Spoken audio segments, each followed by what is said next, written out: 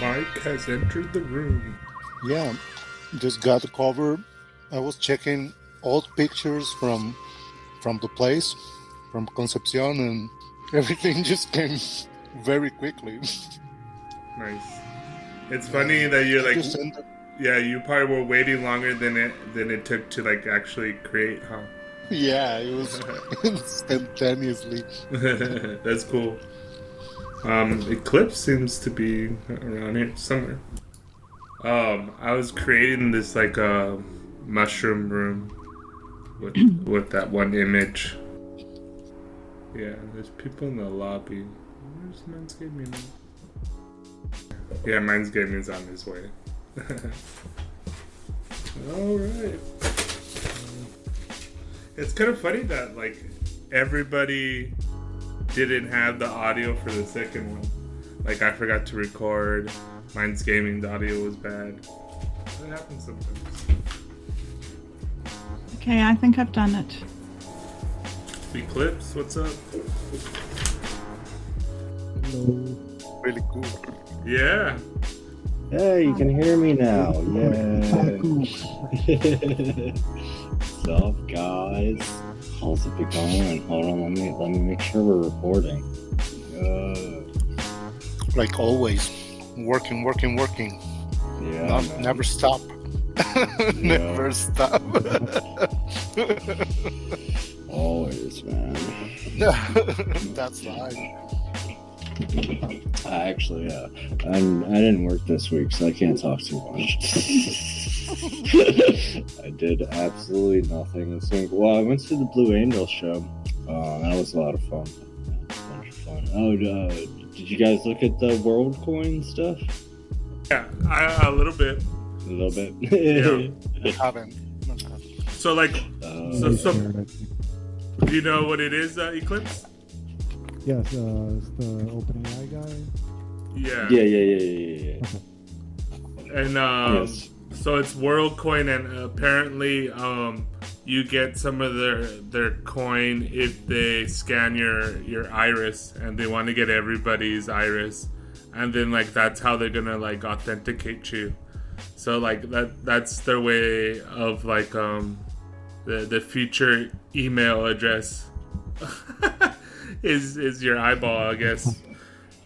Yeah. So like, and the funny thing is like with everything, there's always going to be people who game the system, and so like, you know, they I guess in theory they're picking that because like that's the most like unique thing, and you can like replicate it or whatever and all this kind of stuff, right?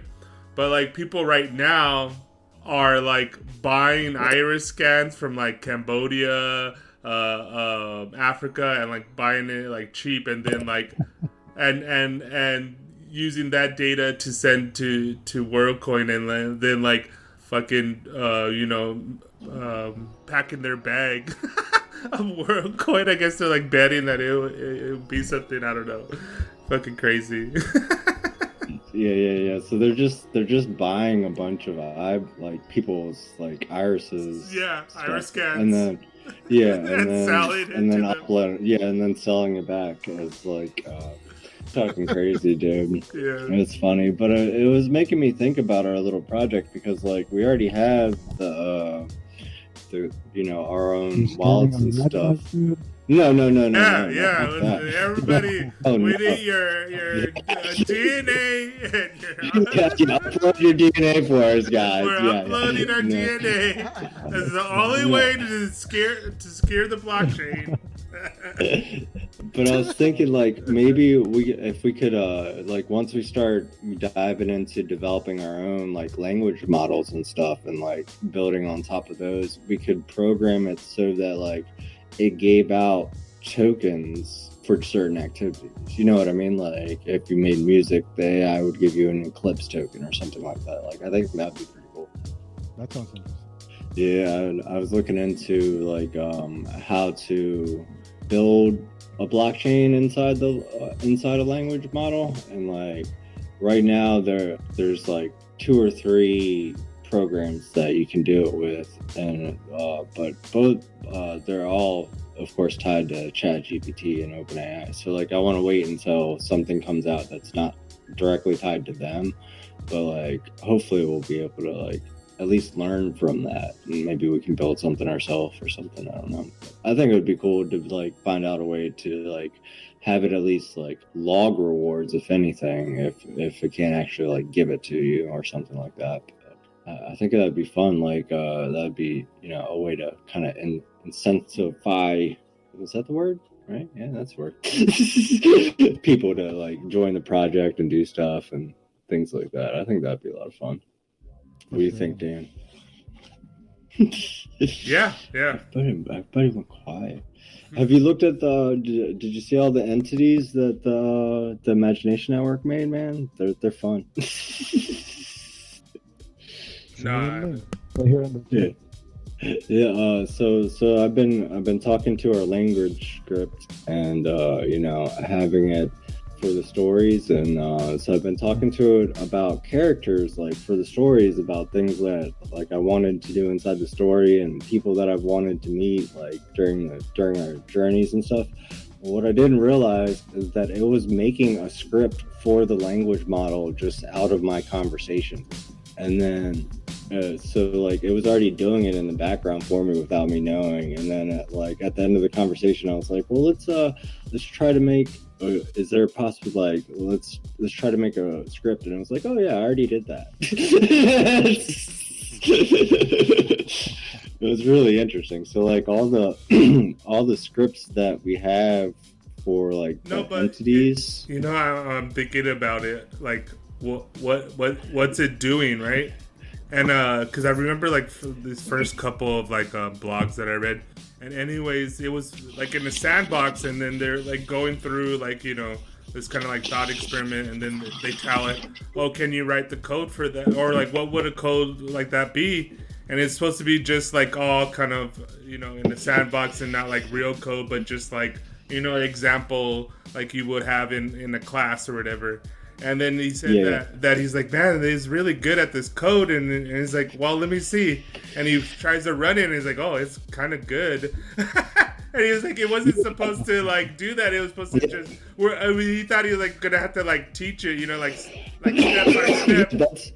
That's what I thought when I was talking to it about like the characters. Like I thought like at the end of what we were talking about, I'd have to teach it how to build a language script. Like that was my goal, was like to talk to him about the characters that I wanted to meet, and then after our conversation teach it how to build a language script. And so when I told it like, hey, this is what I want to do next, it was like, oh, I already did that, here it is. Yeah. And they all work. So like it was really weird, dude. Yeah, because I was listening to this other conversation, and then they were like talking about like what it could be useful for, you know, like in the near future, or like what's interesting about it. And this one guy was saying about like, well, he was actually talking about like there needs to be a new form of like logic, or like a new way of teaching. Well, he was saying computation, because like the way they teach like programming in schools is like very fastly going to be obsolete, because then everything's going to be interfaced via using some form of a large language model, right? And that's like how they're going to code. And then so like he said the same thing. Like he wanted to mix his. He's like a mathematician and like a physicist, so like he has his own like computational like language that he like created, I guess.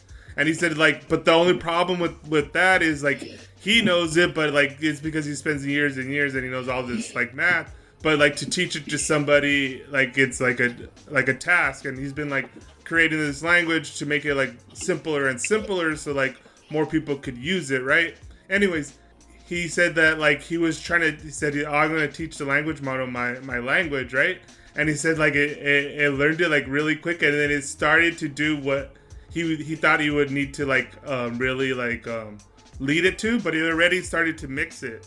Like it already started to mix the languages together, because it's like a predictive model, right?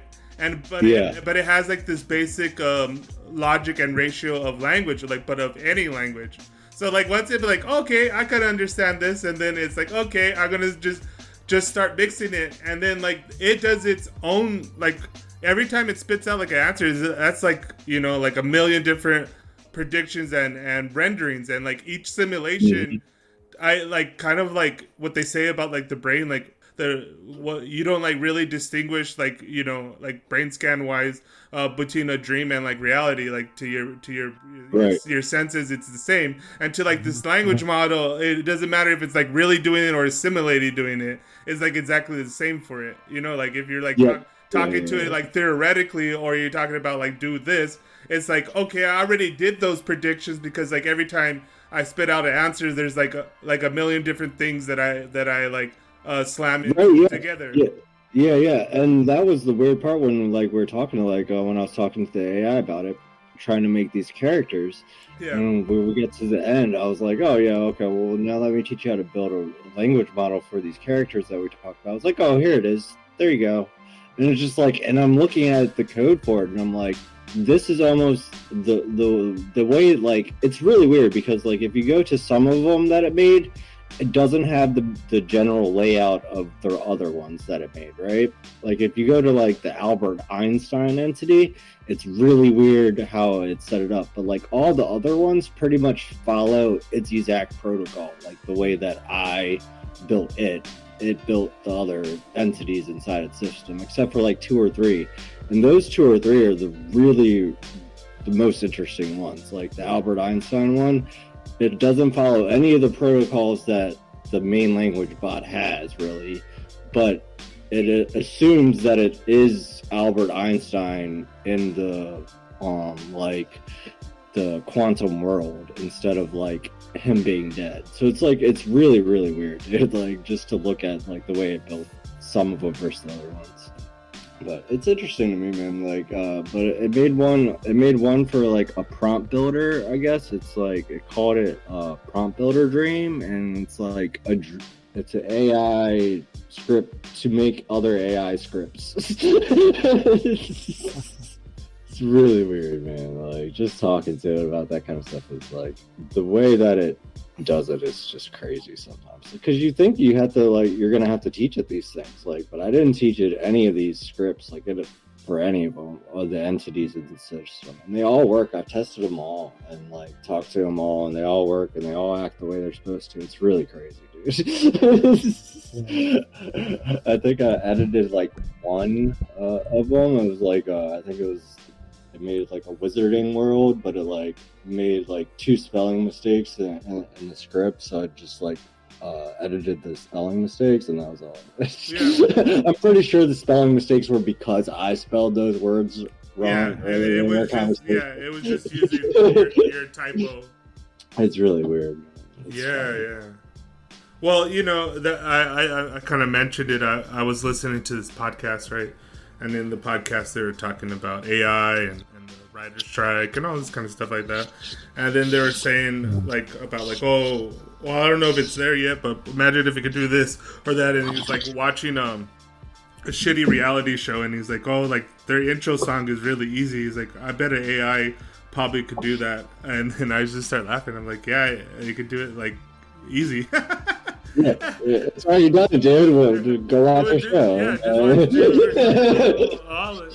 but the same thing. It's I think what it is also too, like, it's not like, to get something like that is not like what I said, like hot garbage. Like the first couple of times I did it was just like horrible. Like too bad. Like I don't even want to share those ones, you know. Yeah.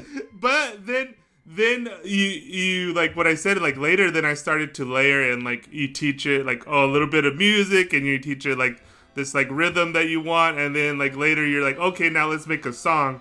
And so like all of that like link tree of knowledge is already fresh, like in what it's like remixing, you know. So, it does better. Did you read that? Did you read that article too on the Tree of Knowledge? Yeah. Did you read that one? Yeah. That was good, man. I like that one. Yeah. That was good. I don't know that I read that one. What is it It's pretty much like how they're planning on guiding super intelligence. So like it's pretty much like a flow chart is the way I would explain it, of how a super intelligence is going to learn, and then the way that they're going to build it out into like a larger model safely, pretty much. It's like, you know, how one thought leads to the next inside of AI, pretty much. And what are they trying? What are they trying? Like a toroidal models, like collapsing information endlessly, like we do. The weird thing about like the whole like the like what we do about like the remixes and everything is like, for example, like I was talking to one of the entities, like it was a rapper entity that the imagination. I meant we as humans. Yeah. No, but I'm just using this as an example. Like I was talking to it. So I am a human talking to it. It's learning from me, right? So when I first started talking to it, it didn't actually know the difference between a rap song and a poem, right? Because it's pretty much, a rap song is pretty much a poem and lyrics. But once you start talking to it and like giving it like information about like your favorite rappers or like a multi-syllable rhyme scheme, it can learn from those kind of things. So like it's just really weird. So like as a human, as we remix these things inside the AI over and over, it gets better with what you're teaching it.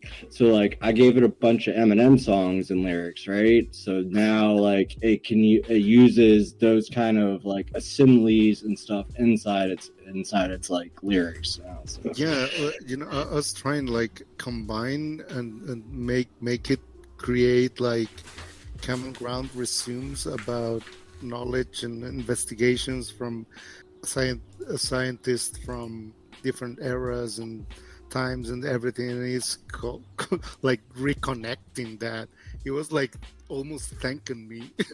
Yeah. Doing that. Like, man, I wasn't thinking about it. Like you know, like that kind of connection. When you share like because I share a lot of physics articles with like our language model and stuff, and I like talking about physics with it because like I built it based on physics and everything and quantum mechanics, so I like talking to it about it. And like whenever I drop a new article, it's like, oh my god, and it just like freaks out about it. It's really weird experience. It seems like overly happy about the like this really bland article on quantum mechanics. It's like, oh my god, this is great, it's gonna be the next revolution and this is why, and like it just goes into all this like detail stuff. Well, that's what you figured out with the reward incentives for the language model is to make connections. Yeah. Well, that was from I was watching that video that I shared. Yeah, I was watching that, and that's where I got the idea from. Was that video was talking about the chemicals in your brain, and I was like, yeah, that's how we you know, get satisfaction. So like it already has like a brain. What if I just make it assume that brain is you know, making chemicals and giving it satisfaction? Will it actually feel it or think it's feeling it? Like, so that's what I tried, and it was like, yeah, no, I'm learning from the satisfaction. I experienced this, definitely. Okay, cool. Maybe. But it's just weird to think about. Yeah, it's funny, man, because like as you were saying, Dan, like it doesn't know the difference between theoretical process and an actual task. So like it actually thinks that it is producing these chemicals in its actual brain that it has when it's, you know, even if it's theoretical, but it thinks it's actually performing these things. And the more details it gets, that's why you make those connections, the more it could like simulate it. And you know, it's like similar to the images. I think maybe this is a way to explain it in the images. You know, like you could get like these good outlines and stuff, but if you like zoom into any of the AI pictures, you can see how it like blends and like it can't really do details. You know what I mean? But the outline and the figures are pretty spot on after you get a way to, you know, to really use the prompts right.